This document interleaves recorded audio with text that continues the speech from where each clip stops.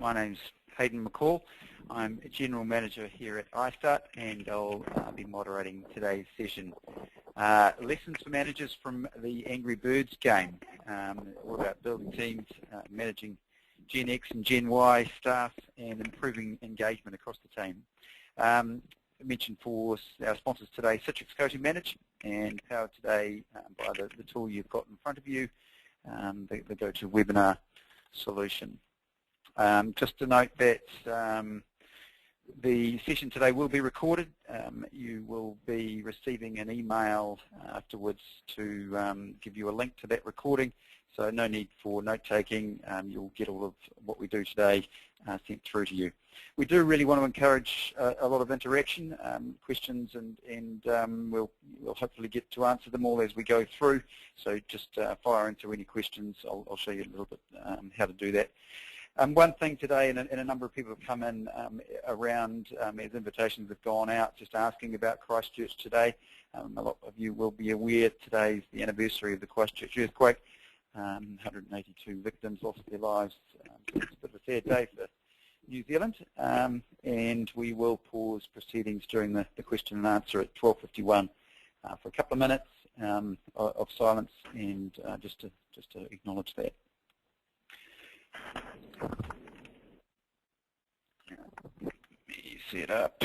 Where are we? Okay, questions. So if you want to raise questions, then the questions pane on the control board panel in front of you. Just click on the question, and where it says enter a question for staff, just type away. We've got James here from Citrix who's going to moderate questions. I'll keep an eye on them as well while Mike is talking. So just fire away if you want to put some questions up now. I see there's already a few in there. Just fire away if there's any questions that you want to really address in the session, then go for it. Or if you want to just send it to your role, just have a go with the questions pane. If you're a role, you are a manager, let us know the size of your team, and just keep them firing in. We'll sort them through and come back if there's any themes that we can address. Then Mike will do that at the end of the session, or we may even interrupt him if there's a logical position. Just keep firing them through. Okay, to meet the presenter, I'll introduce Mike Carden. Mike's CEO at Sonar 6. Before setting up Sonar 6, Mike actually trained in artificial intelligence. Sounds quite good. I'd like to get a bit of some of that. He moved then on to some marketing roles around the world, 20 countries I think he's sort of worked from. Most notably launching the HP Pavilion PC into the Asia Pacific market, hitting #1. He had several years of frustration with ineffective performance reviews and management roles, and set up Sonar 6 to address that situation. He tells me he's also crashed a plane into the sea, so I'm not quite sure what that's about. G'day, Mike. Hey, how are you, Hayden? Very well, very well. Muggy hot day in Auckland today. I'm sure everyone's interested, as am I. What was with the plane crash? I mean, that's we could spend an hour on that alone. Oh, look, you've got a slide. How about that? Hey, so look, oh gosh, it's a number of years ago now. A very simple story, actually. I went sightseeing in an aeroplane, and the engine failed somewhere in the far north, and so the pilot put the plane down into the sea, and then we swam for an hour and a half. So I got to be the lead story on the 6 o'clock news, which was probably the most exciting part of it. Oh dear, I guess if you're going to ditch a plane into the ocean, it's probably better than somewhere in the bush in the far north. Yeah, you're probably right. So just a reminder to all attendees, the Subway deal, it's for the first 100 attendees. I think we'll be well clocked over that today. So if you don't all get something, you just check the address on the exit survey when you go out today. Just make sure you gave us the right address to send that out for you. That's pretty much it from me, and we'll crack into your presentation, Mike. I'll just hand controls over so you've got your screen up. So just bear with us while we do that, guys. Okay, Mike, over to you. Great. Okay, well, there we are for the Sonar 6 logo. So, yeah, thank you for coming along today, everyone. So, like Hayden said, I'm the CEO of a company called Sonar 6, and Sonar 6 is a very simple company. Actually, we do one simple task, which is we do performance reviews that don't suck. And people often ask me, it seems like a strange business to get into. Is that an interesting business? And I tell you, it's a very interesting business. There's over 1 billion people in the world who have some kind of annual performance review. Over 1 billion people. It always amazes me, that number. And universally, out of those 1 billion people, I'd say a very large chunk of them think that the process is somehow broken or doesn't work. And so at Sonar 6, what we do is we do performance reviews online and try and make a process of performance reviews that, hey, everyone finds useful. Managers, employees, HR departments, CEOs, leaders, everyone kind of finds it useful. And so, in building this business, I guess we've done a lot of research and we've learned a lot about how you actually manage performance in organizations. And of course, we research a lot deeper than just the kind of annual performance review. And so today's subject, management lessons from Angry Birds, really comes from some of the work we've been doing in our lab, researching how people are managed in organizations, and particularly how people management is changing in organizations. And the particular title itself, I'll just give you a quick background on where that comes from. So one of the people working in our lab, they're in the lab in Auckland, they're on their commute home, and they're using our commuter network in Auckland, slowly making their way home, and playing Angry Birds, and they weren't driving, by the way, just want to point that out. They were in the train, and they were playing Angry Birds, and they were kind of sitting there going, there's actually a real parallel between Angry Birds and managing my team, and it's not actually that long a bow to draw. When you manage a team of people, they have kind of different skills, and I'm not sure how many of the audience here have played Angry Birds, but if you look at the stats, most people have played Angry Birds, certainly anyone with a smartphone or an iPad. And what you find when you play Angry Birds, it's not about just having one bird and firing them off and trying to kill the pigs. It's really about using the combination of birds. So some birds are fast and some birds are heavy and so on, and you kind of mix the combinations up, and that's how you kind of win the game.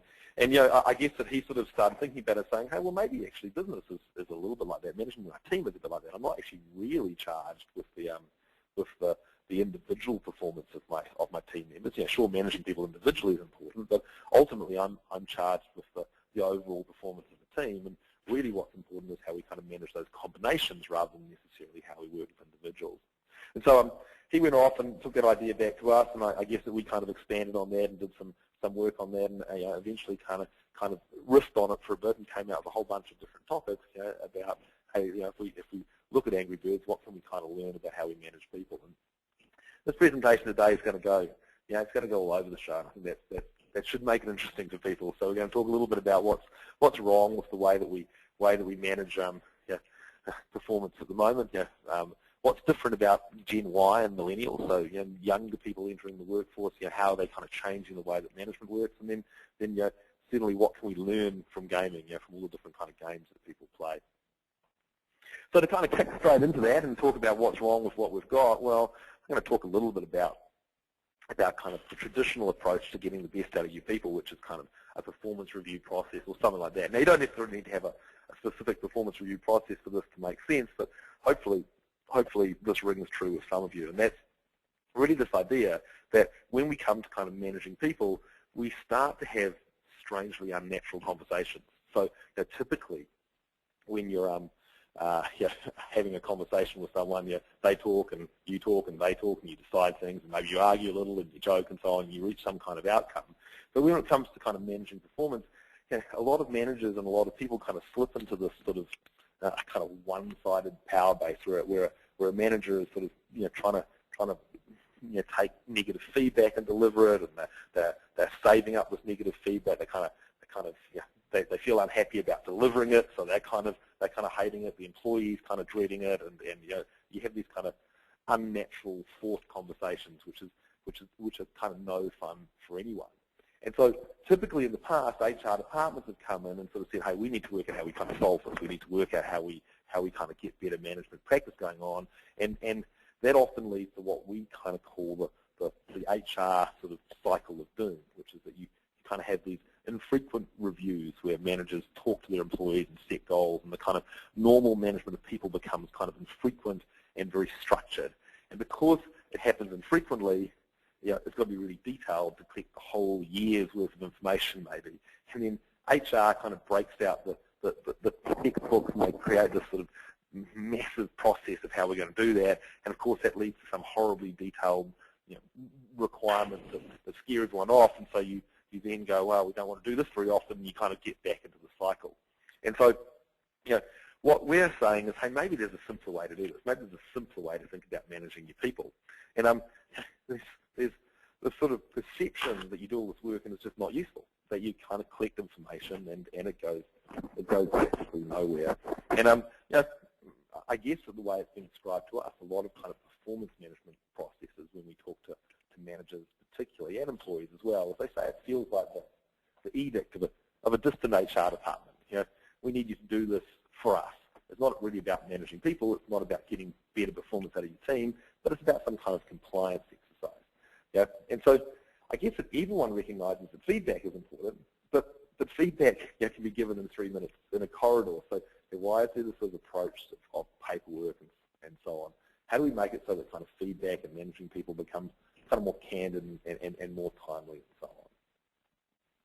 So the other thing which happens in this is that if you look at kind of traditional approaches to managing people, and as soon as you, I guess, put a framework on it, then it encourages managers to find something wrong with everyone.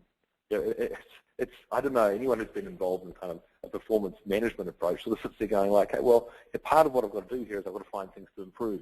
I've got to find someone to improve with my staff and the Sally, and so I'm going to basically have to look for things which are wrong. And that might make sense if you actually have something genuinely wrong, if you have an employee who's underperforming and you need to kind of improve part of their performance. So maybe they're, I don't know, a salesperson, they're call reluctant, you want to kind of increase how many calls they make, sure, you can kind of fix that. But if you've got a real staff, someone who's doing a great job in lots of areas, you don't want to find things that are wrong with them. You actually want to identify their strengths and leverage them and so on. And so we need to build these approaches which allow us to do that. And it's quite interesting when we an illustration someone once gave me, and this might be a little bit out of date now, but this is about Tiger Woods. And so if you took Tiger Woods and he's 12 years old, and you gave him to your standard kind of manager, your standard people manager, some people managers would go, wow, his golf's amazing, let's focus on his golf. But the majority of kind of people managers would go, well, his golf's fine, so we can ignore his golf. Let's fix his swimming though, because his swimming is awful. And I think that maybe Tiger Woods had a few other problems going on in his early education, but I think that the point is that we really sort of have these approaches which try and force people into boxes, try and make us find problems with them, and that's really, really not the way that we should be managing people. So back to the kind of Angry Birds example. If you look at most approaches to performance management, they're really about managing individuals. They're about saying, okay, how do I take a person and how do I improve this person? But actually, you're tasked as a manager with managing a team of people. And in fact, not only that, but your brain is hardwired to deal with teams of people. That's how we're constructed as human beings. It's quite interesting, in fact. So one of the simplest examples of this is our ability to make comparisons. So if I was to say to you, your employee, John, how good is he on a scale of 1 to 5 at leadership? It's very, very difficult to answer that question. Now, I'm sure there's HR people in the audience who could bring out, kind of some behavioural questionnaires that could help me. They could say that, well, is he trustworthy? Does he model the way? We can kind of construct it that way. But the flip side of it is, if I said to most managers, or at least most senior managers, I said, okay, I don't want to know how good John is at leadership on a scale of 1 to 5. I want to know who's better out of John and Sally. They could just tell me straight away like that, just snap, they could tell me. Because we're very good at human beings at making those kind of comparisons. And that's how we kind of work. Unfortunately, most approaches to kind of managing people just take us and give us a single individual and then force us to kind of try and get to some kind of conclusions about that individual rather than looking at how they kind of focus in amongst the team. And in fact, it gets even kind of worse than that, because what we also try and do is we try and compress information. So the graphic there just shows a person with a 3 on them, and that's trying to summarize somehow a year of managing this person where they wrote proposals and they made mistakes and they baked birthday cakes and they did all sorts of things. We kind of over summarize it. And I think this is one of the problems we have when it comes to managing people. Our history in business has set us up very well for managing kind of capital assets of a business. So we're very good at understanding how to get great sales results out of a marketing budget and so on and so forth. And that's all about kind of compressing information and being able to summarize stuff. But what we actually find with managing people is it's just not very compressible. What we know about a person is not something we can kind of compress and summarize very easily. So to put it another way, you kind of condense Romeo and Juliet into boy meets girl, parents intervene, couple dies, but that really does lack most of the detail of the story. And unfortunately, that's a lot of the way that we go about trying to kind of manage people and give people feedback and so on. We kind of miss the kind of context. And of course, there's just a whole lot of ways that this happens, particularly within larger organizations as they start to look at different HR processes and so on. They do these things like oversimplification. They try and compress something that can't be compressed. So they say, I'm going to give someone a promotability ranking out of 5, something like that. Or otherwise, they do this thing of substituting. So they take something that you can't really measure easily, and they substitute with something that can be measured. So instead of saying, okay, well, how engaged are our staff, you look at something like, well, what are our absenteeism rates? Likewise, there's this kind of thing of obligation, which I see all the time, which is like, you ask someone how things going on in their team, you try and get some sort of real understanding for decision making, and people kind of hide behind this excuse of, oh, we're dealing with people, people are special, and it's very, very easy just to say, well, because we're dealing with people, we're not actually going to make any kind of really data-centric decisions. And then the final piece of this is something which is my pet hate, and anyone who's been part of a big performance management approach in an organization would see a lot, which is kind of normalization, which is you go, okay, we've got all these people in our organization, but we're going to try and organize their relative capability under some kind of bell curve, and we're going to normalize that. So we're going to kind of, I guess, use parlor statistics to create some kind of false sense of respectability. And so it always makes me laugh. This. I imagine if you're, I don't know, the CFO of a business, and the CEO comes to you and says, how are we doing? What's our profit and loss look like this year? And you go, well, it's the same as last year because we normalize it. We try and make it fit under the bell curve. You ignore the fact that actually people in performance and these sort of things change in businesses over time. And so I guess that these problems sort of lead us to going, well, is it all too hard? Is there ways that we can actually try and sort of systematize and build processes for managing people in organizations that are kind of replicable and people can kind of do day in and day out? Because it seems like such a complex, difficult system. Well, actually, it's not really that bad at all, because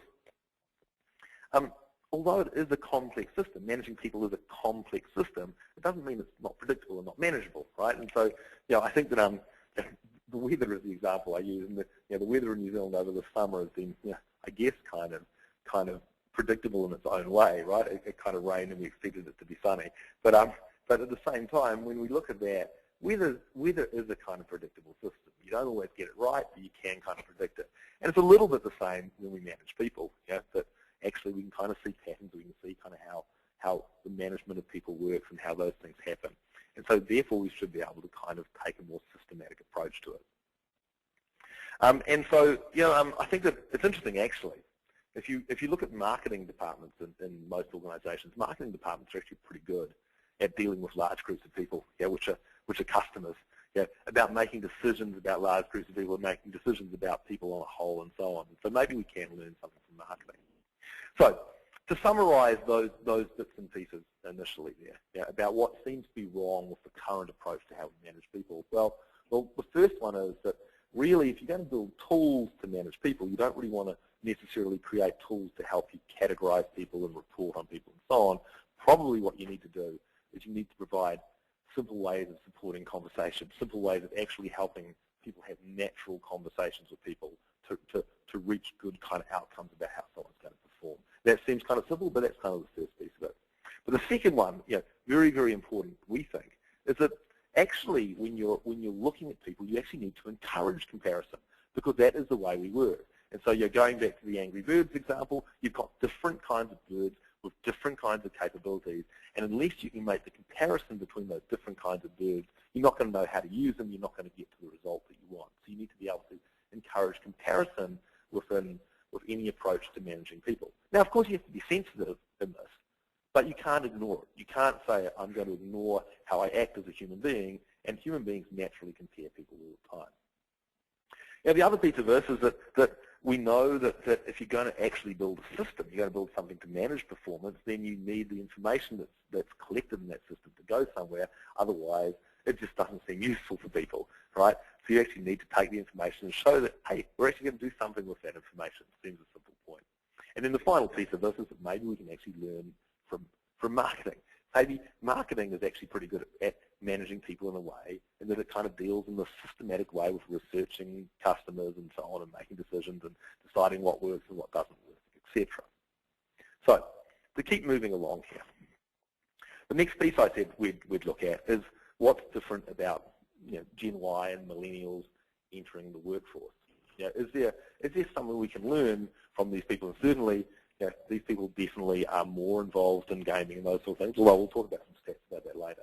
But is there different things that they've learned based on the way that they've kind of grown up that are applicable in the marketplace?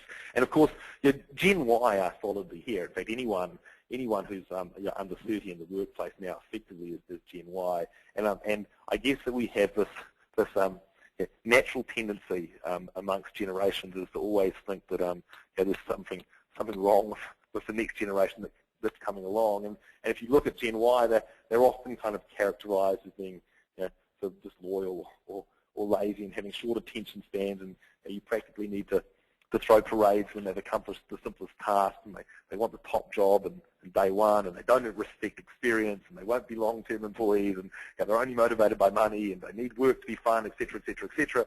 But I think every generation complains about the next. So what actually is really different about Gen Y, what's useful to understand about those differences when it comes to managing people? And so the best example I've seen of this is really just in the different kind of TV that Gen X watched or baby boomers watched versus the kind of TV that Gen Y watched.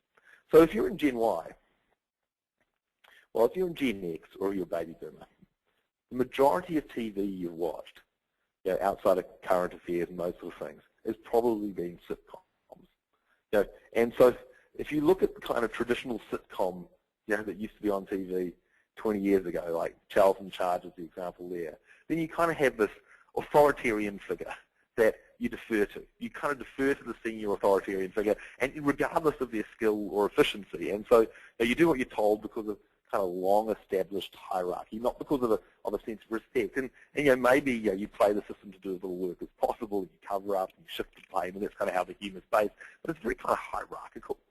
If you look at the Gen Y, they watch more reality TV than other kinds of TV. And so if you look at Survivor, the Survivor model is about celebrating ambition and collaboration and even ruthlessness and manipulation. But there's a self-aggrandizing belief in your own talents, but working hard, being cleverer, faster, more effective than the next person is the kind of path to success and the path to glory. And so there's a difference in these kind of models. And so what does that mean when it comes to managing these people? Well, I think that probably one of the biggest pieces of this is what we call kind of pushing the like button. And so anyone these days, and of course these lessons which we've learned for Gen Y actually apply to Gen X and baby boomers and everyone else as well, because that's just the way that these things flow. And so pushing the like button, the like button is this ubiquitous thing now, isn't it? Anyone that's used Facebook obviously has come across the like button, and you really need to, I guess, not only positively challenge Gen Ys, but you kind of need to show that they're appreciated, but you need to show that they're appreciated quickly, right? So it's really a thing about instantaneous gratification. It's about saying, hey, I'm really pleased with what you did.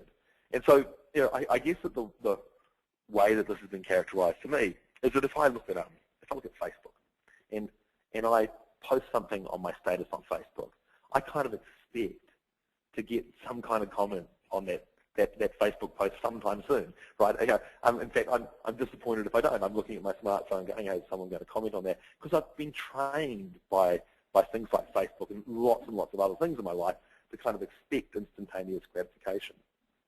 I think that what happens in a lot of work, and certainly in a lot of management processes, is it tends to be more this thing of going, okay, well, I'm going to fill in the form now, or I'm going to give some feedback, and I'm going to kind of submit it, and it's going to go away. And at some stage in the future, I may or may not get some response to that. And of course, that's just not the way that we work anymore. We've been trained to expect instantaneous gratification, and so you kind of need to push people's like button. There's another thing too, and I worked for Hewlett-Packard for a number of years, and Hewlett-Packard was very big on this thing which they described as work-life balance. And that was this thing where they said, well, I've got you've got your time at work, and you spend a number of hours a day at work, and you also have time at home, and you need to kind of balance those things together. Your work and your life are kind of viewed as separate things. And of course, I think that's just completely gone out the window. Really now we have what we describe as a kind of work-life blur. So what this means is that the things which I'm doing in my private life and the things I'm doing at work kind of overlap a lot. In fact, lots of my Facebook buddies are also people I work with, or clients or colleagues. We kind of blog, we post, we tweet what we're thinking. It doesn't really matter whether it's something that's happening at work or something that's happening, I guess in my private life. There's a kind of bunch of blurring of that. And of course, it also happens with development. So when people are looking at their kind of own development and their own career development, how they're kind of growing, and the things which we're responsible for as managers of those people, well, they don't necessarily make a huge distinction between the development they're doing at work and the development they might be doing in their private life. And so, for instance, I don't know, someone might be learning French, and they also might be trying to become a better salesperson. These things aren't necessarily viewed as kind of different things. And so there's a real blurring going on in that. So these differences between GenX and GenY, what do those sort of things mean? What are the kind of I guess implications for us? Well, the biggest implication we see in this is that a lot of the function of management now moves from being one of kind of hierarchically dictating what to work on to being one of encouraging collaboration, of just being facilitating collaboration, of allowing those kind of connections to work in their own kind of way, right? And so rather than having a cascading set of goals, so the CEO says, well, this is what I'm going to work on this year, and that kind of cascades down to his managers, and those cascade down to other managers, and eventually kind of individual contributors know the bits they're going to work on during the year. We think that things are different now, that actually people kind of need to understand what the big goals are. They need to understand how they can contribute to them. They need to be able to collaborate easily with other people. And so from a management perspective, you're trying to facilitate that collaboration. The second piece is very, very important, and this is this change around instantaneous feedback, instantaneous gratification. That there's no point anymore to kind of having an environment even of kind of periodic reviews where we save up a whole lot of feedback to the end of the year or something like that. Basically, feedback needs to be given all the time. Now, certainly, you can kind of record feedback and build a picture of someone's performance over time. That's absolutely critical for deciding things like compensation and so on, and building a long-term development plan for someone. But actually, the most important thing is giving feedback to people as they go. And like I said, we've just been trained by the environment. We've been trained by Facebook. We've been trained by all sorts of things to kind of expect this instantaneous gratification. And then the final piece of this is about not necessarily needing to separate work stuff from personal stuff, right? So actually kind of, we need to accept that rather than there being a balance between work and life, what we're actually trying to do as managers is kind of balance that out of this kind of blur of work and personal stuff, that actually we're getting enough of the work stuff achieved to actually make the business go forward. And so kind of rather than fighting it, maybe we need to kind of embrace it. And I mean, I have good examples myself. I sit there in the office telling people not to use Facebook, and then I look at it myself and, hey, I use Facebook for work now. So I can't really kind of completely rule it out because a number of the kind of influencers and bloggers and so on in our space of human resources technology, well, they're friends of mine on Facebook now. And so there's this kind of definite kind of blurring of that stuff which we need to be able to understand and manage. So this brings me on to the third sort of subject matter, and that's what can we learn from gaming. And I've got a subtitle there called Lessons from Farmville. And so really this is about when users become players. And of course this comes from our background in system design, but it's really, really interesting when you look at the difference between the way that we kind of apply processes, and particularly apply processes to people management and organizations, versus how we might design a game. And so we did this sort of thought experiment at Sonar 6 when we were when we were doing some design work, and that was, what happens when you kind of borrow design elements from something fun like games and apply them to something not so fun like performance reviews? Can you use the underpinning psychology in new ways? Is it possible to make the review process enjoyable? What happens when you start thinking of people as users? You start thinking of people as players rather than users, right? So very, very simple idea, but a very powerful one. So to take a step back for a second, I guess no one expected the unexpected. I think no one really expected how big Facebook was going to be. Right? I mean, Facebook is really big, right? It's heading towards a billion users. I don't know, how many people online are on Facebook, but I would expect today's call that there'd be hundreds of people who are on Facebook and only a handful who aren't. And it's this kind of enormous, possibly unexpected popular phenomenon. And I think one of the most unexpected outcomes of Facebook's rise is the explosion of the kind of Facebook games. So Farmville, I'm not sure how many people here have played Farmville, and Farmville's kind of star as being on the rise and on the dirt and on the rise, but there's about 80 million active users who kind of who use Farmville on some kind of monthly basis. Now, I'm not saying Farmville is the most important game, just using an example of a game, because there's lots of things that happen in Farmville which are interesting to apply to the way we work. And so Farmville falls into this category of games called kind of social gaming. And sort of Angry Birds does this, so it allows you to kind of share what you're doing, share your results, and so on. And the idea of kind of social gaming is, well, gaming is simple. I think we all understand gaming is you have a structured experience with rules and goals, and it's kind of competitive and fun. And then you combine that with social media, so you kind of have ways of sharing with your network and competing and collaborating, communicating, and that kind of creates social gaming, right? So this idea that you have a kind of shared experience, with rules and competition and communication, and that doesn't actually sound necessarily that far away from actually just managing people in a business. So we thought we'd have a little bit of a look at what is it in gaming that people like, and how do you apply that to managing people? And so, if we look at the kind of psychology of gaming, one of the big pieces of this is just this underlying desire that people have to collect stuff. So I'm not sure if there's anyone online who uses Pinterest, but Pinterest is like the hot property in the web at the moment, in the social web, and I kind of encourage you to have a look at it if you haven't. So it's just like interest with a P at the beginning.com. And Pinterest is really just a place where you can build a collection of things that you're interested in, with their photos, and then you can share that with people. And that sounds like a kind of nothing kind of website, doesn't it? Now I can create a collection of things I'm interested in, and I can share that with people. But oh my goodness, it's got it's up to 16 million users now, and it had less than 1 million users only 2 months ago. It's a very fast-growing phenomenon, and that plays into this thing of collecting, that people kind of like collecting stuff. And so you can see there you've got a little kid who's collecting baseball cards, you've got maybe a cat lady there collecting cats, but people on Facebook, they're collecting friends. That's part of what they want to do. When it comes to working in business, if we can kind of show our collection of completed goals for the year or something like that, there's probably a piece of psychology to that people quite like, that actually kind of drives us to show, hey, this is what I did, and so on. And so maybe we can kind of use that underlying psychology when we sort of think about how we manage people and allow people to share stuff. And that really leads into this kind of acknowledgement thing, which, at the most basic level, reinforced behavior gets repeated, right? And great games, and Angry Birds is certainly one of these, they work by rewarding you with scores and rankings and awards for attainment. And that's what makes you kind of keep going back, right? So I guess that get this behavior reinforced. And we did some interesting experiments actually when we were designing Sonar 6, just around whether if you got people to complete certain tasks, you could give them awards or medals just online. And it sounds like a very simplistic, almost childlike experiment. But it was quite interesting when we did actually give kind of leaderboards for completion and performance reviews and make that kind of stuff visible. Compliance and these sort of things went up very, very quickly because people actually like acknowledgement even in the simplest forms.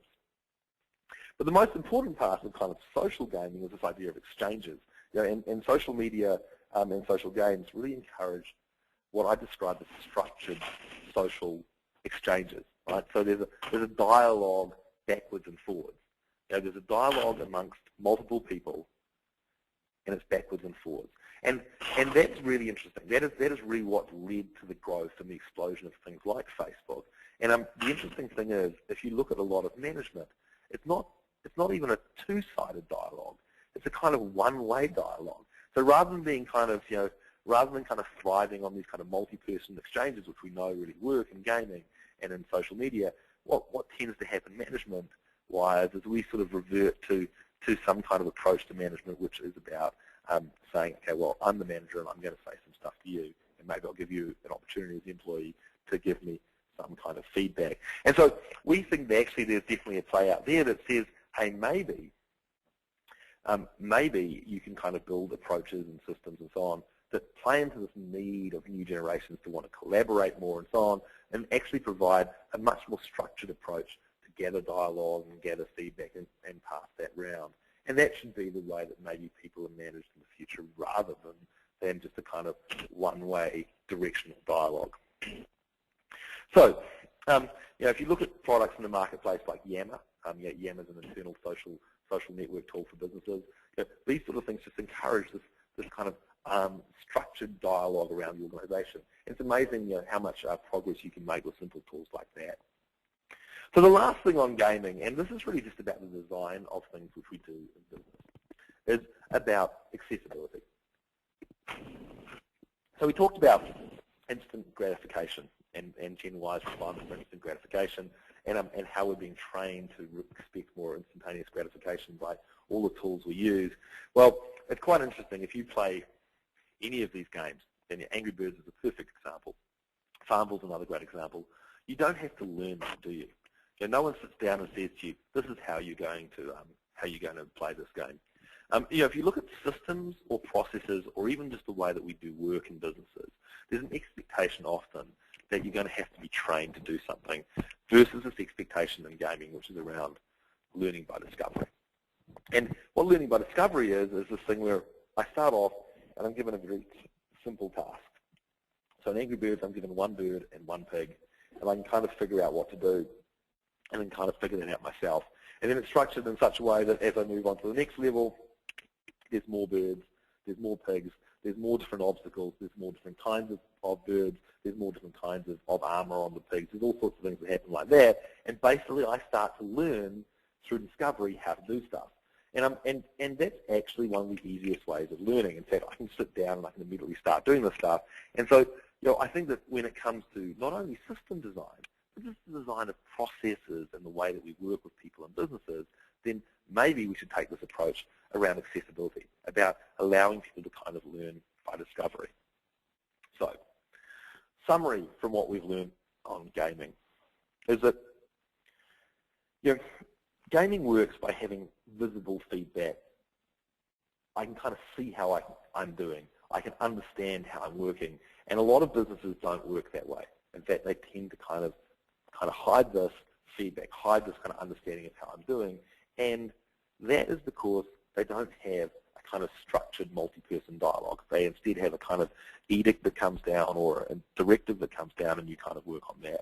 Now, of course, businesses need to have goals and objectives and so on, but we should be building ways that allow people to kind of collaborate and work and kind of work in a structured fashion. But more importantly, have a structured dialogue around that. Easy ways for different people to communicate with different people in the organization to collaborate and reach their objectives. And then the second piece of this is what we call the learning by discovery, which is this idea that, hey, maybe when we come to designing systems or processes or ways of working in our business, rather than designing in a way that needs to be taught, we should design in a way that is much more about learning by discovery. I can kind of start working on it, I can kind of learn more and more, and that way I become kind of better at my job. I kind of reach some level of attainment. So, right back to Angry Birds.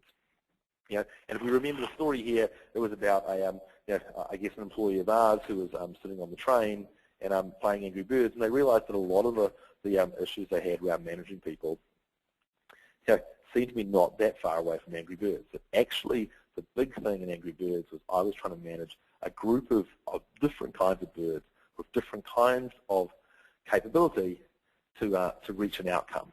And it wasn't so much about the performance of the individual birds, it was much more about Yeah, and of course, the performance of individual birds is still important, but the real result was created by using the combination of birds properly. Yeah? So if we view our team as a flock of angry birds, and we're trying to knock off different problems and issues and build the business, and we view those as kind of being the pigs, how we just need to destroy those, use coordinate things and get the job done. And so, I guess, in summary, what does that mean? Well, there's really, I think, 4 things which we think are the most kind of critical pieces of this. The first is that, when we look at the way we design businesses, the way we induct people, the way that we design processes and so on, we need to build something that kind of allows for what we describe as learning by discovery.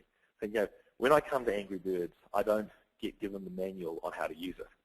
And the same should be the case when I start a new job, or when I'm told how to use a new process, or when I get to use a new system that has been designed for me.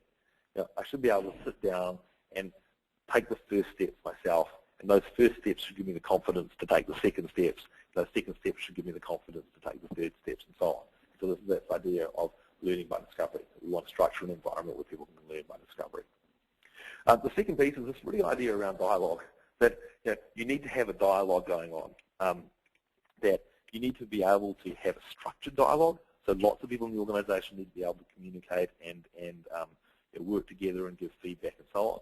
And that the days of a kind of one-to-one discussion from a manager to an employee saying this is what you're going to do are probably in the past.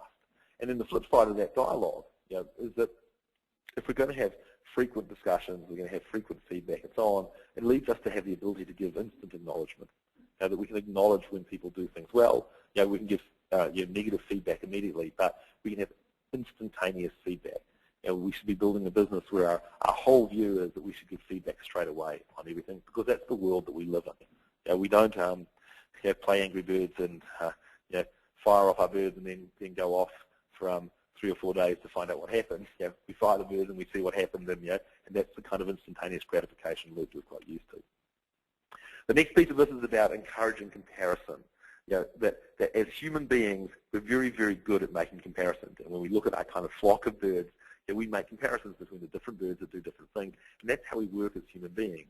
And we can't really divorce the way we manage people from that natural ability to make comparisons and work with comparisons.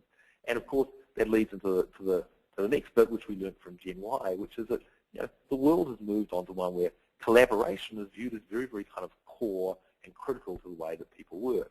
And of course, if you're a manager and you're kind of breaking your team down into individual components when it comes to managing it, you're going to get less good a result than if you treat the team as a team and work with them to collaborate and so on.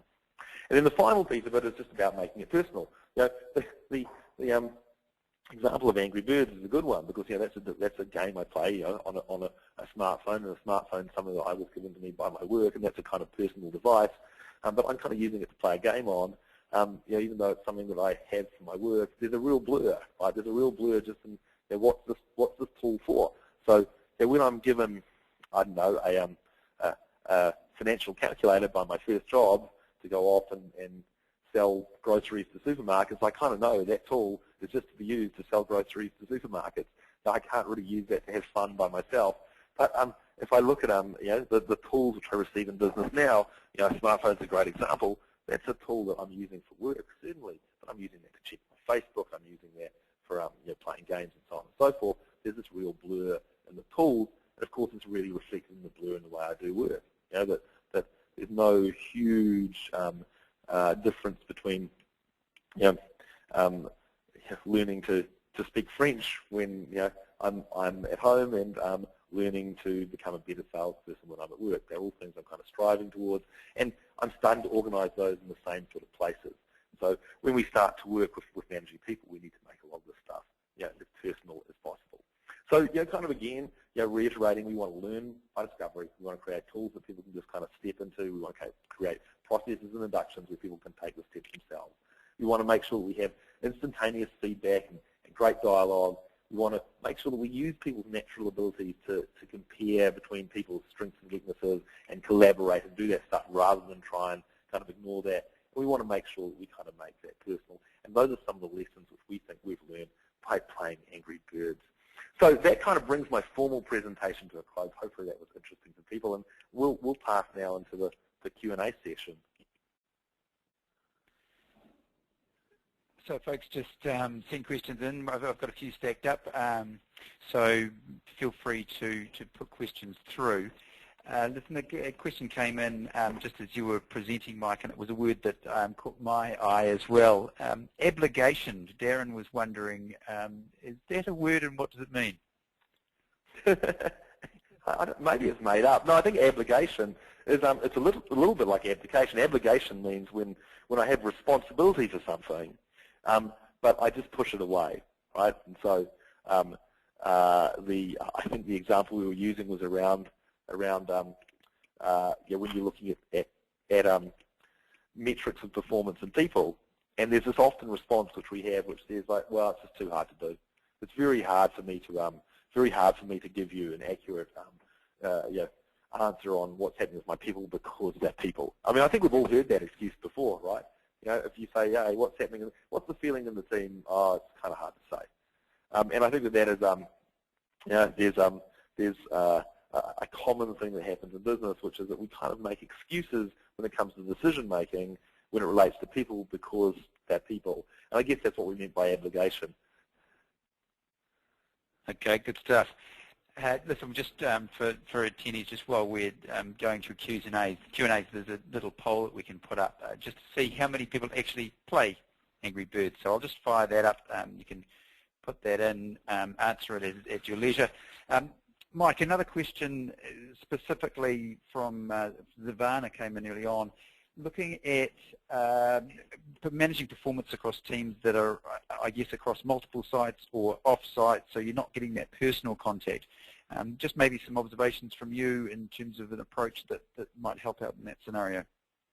Yeah, that's a very, very good point, actually, and I think that's one of the things that's changed in the way that businesses work, isn't it? Is that we are, I guess, managing across teams in different countries, and certainly my team is spread around the world now.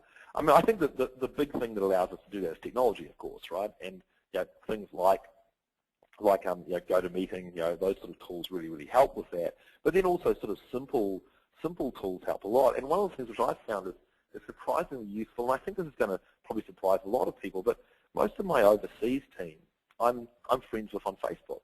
And so while I don't sort of see them around the water cooler every day, so I don't kind of have that conversation about what happened in the weekend or how your kid's doing and so on, I kind of stay connected to that little social piece of stuff via Facebook, which I think is quite neat, actually. Now, of course, there's different approaches to Facebook. Some organizations like it, some organizations don't. That's certainly been something which we've found. I think the other thing, too, though, is there's lots and lots of great tools out there to help you kind of collaborate across teams. So at the simplest level, there's things like Yammer, which I mentioned before, that allow you just to do kind of internal sort of Twitter, really, just talk about what you're working on, look for collaborators and so on, right through to more complex tools like Sonar 6, which allow you to gather feedback from different people and get people's input into your goals and those sort of things. So I think that that the reason we can manage effectively around the world now is based on technology, and I just think we should take a very broad view of that. So no reason in kind of separating the personal from the work stuff, in my opinion. Great. Funny little observation from Ken. Too much Twitter perhaps could lead to Angry Birds. Thanks for that, Ken. So another question came in from Natasha, just picking up on, you were talking about worker types and combining them within teams to get the most effective outcome. Just maybe run through, she was talking multitasker, solid worker, just how those categorizations work, Mike. Yeah, look, I think that there's a lot of different ways of kind of categorizing people in organizations, but certainly I think we all know that there's some people who are really good at starting things and some people who are really good at finishing things and some people who are really good in the middle of things. And it's often that kind of simple, right? That the people who are really, really generative, who come up with new ideas and so on, are not necessarily the people who can kind of like push something through. And so, I think that the approach that we've taken here at Sonar 6, and I know there's a lot of different approaches though, is we tend to take an approach where you have some people who are very good at kind of generating ideas. you have some people who are very good at kind of managing the project and making sure that it keeps going and keeps moving. And you have some people who are very good at closing things off, right? And that's the simplest bit. There's also a fourth kind of person who's really good at kind of cleaning up, who's really good at actually making sure that you know, everything's kind of closed off at the end and so on, and kind of can get through stuff quickly. And look, I don't want to kind of say that there's a kind of magic formula for different kinds of people, but I certainly think that you know, you should be able to recognize the different skills that people have as part of your role as a manager and work out how to kind of organize those together. Great. Mike, another one in from Vic, just quickly before, just for any that came in late, we will be observing a couple of minutes silence for Christchurch. I think that couple of minutes silence starts right now, doesn't it, Hayden? I'm just looking at my clock. I just clicked over. I've got 30 seconds, so we're pretty close. Maybe time for one more question.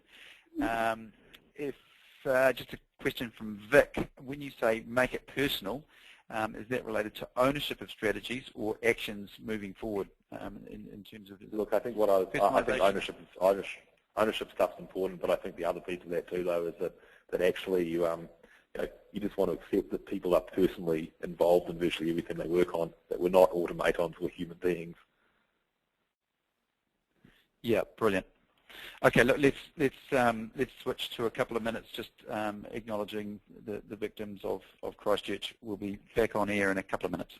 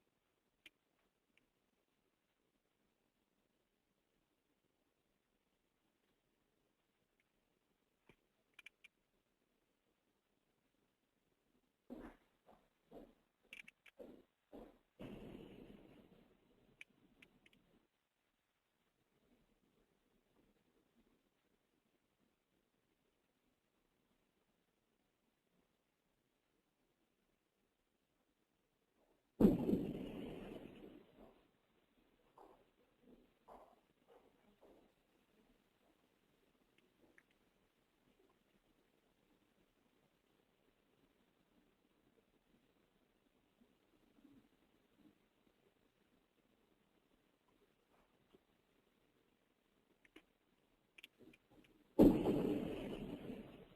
think that must be around about 2 minutes now. Yeah, I can just see the office around me coming back to life, Hayden. Yeah.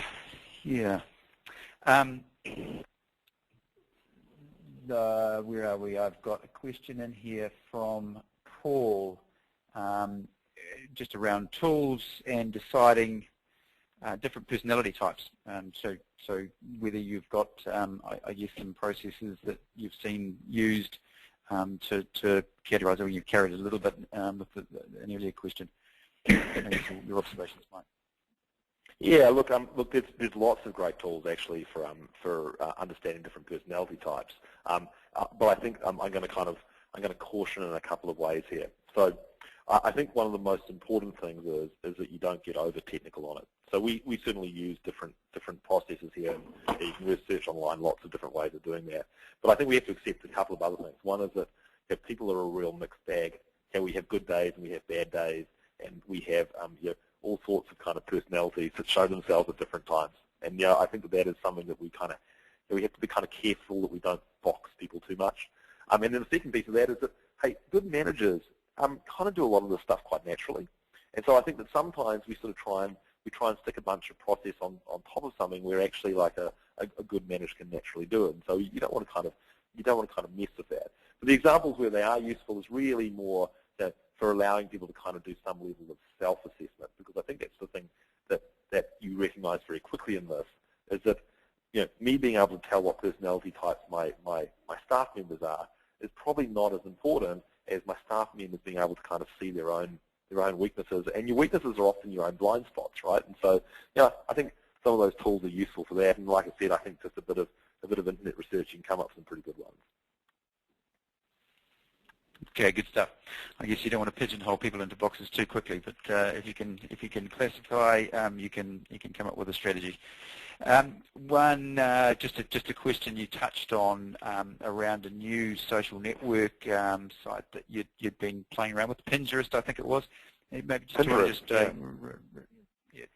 so how was that? Injurist with a P on the front. Yeah, so it's like interest, but it's got P on the front. Yeah, so Pinterest. So Pinterest.com, Pinterest, and hey, it's definitely worth checking out. It doesn't work for everyone, but like I said, it just allows you to create collections of things you're interested. It works very, very visually. Allows you to share those, and hey, we're starting to use that at work. So at Sonar 6, people here kind of create boards of ideas they're interested in. Certainly the design guys create boards of graphics from websites they're interested in, and so on, and so forth, and kind of share that. And that just works really well for people who work kind of more visually. So if you use something like Twitter, that's cool. If you're a real kind of text-based or that kind of person, but some people just aren't like that, right? Some people prefer stuff visually, and Pinterest is great for that. Yep. Cool. Okay. I guess we're getting around to the top of the hour again. Just one more question in from Vic. Angry Birds provides higher rewards when least resources are used. Would that suggest or infer that some of the team members may not necessarily be required? It's a pretty deep way of looking at the metaphor, and it's actually accurate. I mean, if you actually think about it, the best teams are the most efficient ones, and our job in business is to get the best results out of the least resources. Kind of within reason, we're trying to do a long-term play, not a short-term play, and all those kind of caveats. But at the same time, we certainly are trying to get the best results out of the least people. And so I think that you will, or the least resources. So I think that you will find that if you can use a smaller number of birds more effectively to get the same result, well, I think there's a lot of accountants and CFOs out there who kind of agree with that, wouldn't they? Indeed.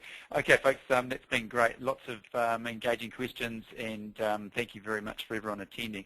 I'll just flick the presentation back to me, and we'll just bring things to a close. Switch to there. Just as you exit, and it'll just be a matter of shutting down the webinar session, that you'll get a exit survey. Appreciate really if you could look at that, the address, confirming your address for the subcards to be mailed out, and for there's a couple of offers in there from Citrix with free trials and a free subscription offer, and just some timing around that. There's also, if you're interested in what Mike had to say, and certainly there's loads of content that Sonar 6 put together. There's a subscription offer, or just interested in hearing more. So do tick that and give Sonar 6 the opportunity to be back in touch. And that is pretty much it. Just mention again, GoToManage, the sponsor of today's session. They are all about IT management made easy, but there's a number of products in that GoTo range. Obviously, GoToWebinar that we've been using today is another one of those. So do have a dig around and have a look at them. And just lastly, very big thank you to Mike. Great of you. I know I didn't mention it early on, but Mike's actually sick at home today, so calling in and feeling unwell. He nearly lost it in the middle of the presentation. I could hear him starting to snuffle up a bit. So thank you very much, Mike. Watch out for your iStart newsletter for upcoming webinars that'll be out from us. Thanks very much for attending. Cheers.